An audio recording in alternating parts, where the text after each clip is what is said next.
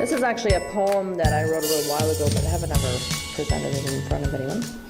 It's called The Huntress, and it's actually the perspective that a female hunter takes in comparison to all the culture that exists around it.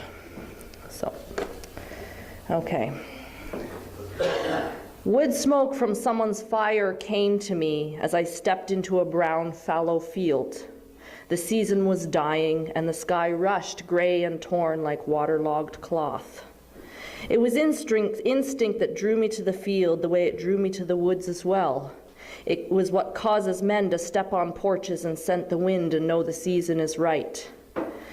They become restless and sharpen knives. They darken their faces and scrape the dirt, flexing bows and muscles, filling their minds with the sound of hounds.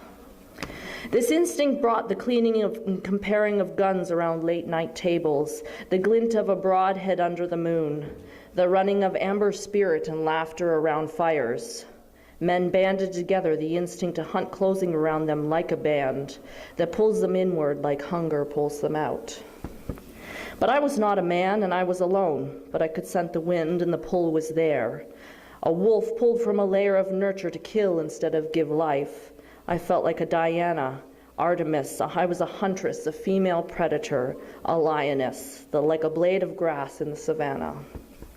I could smell the metals in my gun, the bullets, the gunpowder, grainy, black, a volatile missile of volcanic sand. Other times it was the light skeleton of my bow at my back, like carrying a frail but deadly bird behind me. I smelled pumpkins in the field as well, heavy, thick. They smelled like their shape, deep-ribbed, round, and orange. I scanned for the cinnamon smudge of a doe. I felt expansion in my eyes as they strained against the horizon. I felt the way a drawing of my arm and stretching of ribs pulls and contorts the bow. The frail light skeleton, now a falcon, cutting through air, through currents to pinch out a life. The instinct, a jet engine or instinct ignition. I was the same when I smother a wick or darken a lamp, twisting a key to cut an engine.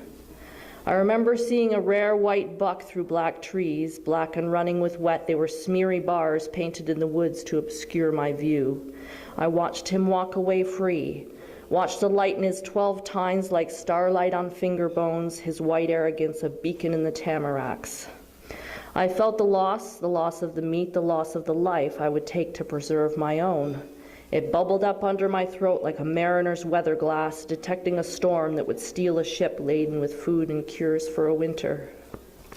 I felt that loss while scraping the cold remains of fire together later.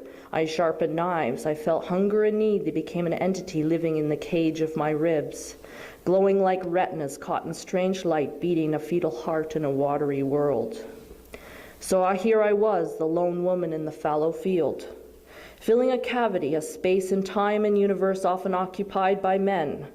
It was this displacement that welcomed the blast and smoke from the rifle, the bones of my shoulder aching from the recoil, stretching like a web from the force of taking prey. The doe lay in the brown field, and we were together and bounded by a gender, I a female hunter, she a female prey. Both of us had life-giving places. Her life became fluid and ran out over my hands and escaped into the grass. She was beautiful, like fire that dies in the rain. The sun began to sink, and I felt as if her life slipped with it, and it pulled the horizon alongside. I looked at her horizontal pupils with my round ones, an ancient flag that marked me as hunter and her as prey, and I felt the loss again. This time, it was not the loss of the spice-laden ship, but the heavy pulling, the sorrow that killing brings. The sorrow at how nature sets up the joust, using hunger as the horse, the irony of how I would use her bones to make handles for knives, the prey aiding the predator. But unlike the men, it would only be me and her. There was no one to clap my shoulder blades and smear mud on my face, while others dragged my meat to the fire. It was just the sky filling my eyes, and the crows settled again into the brown field.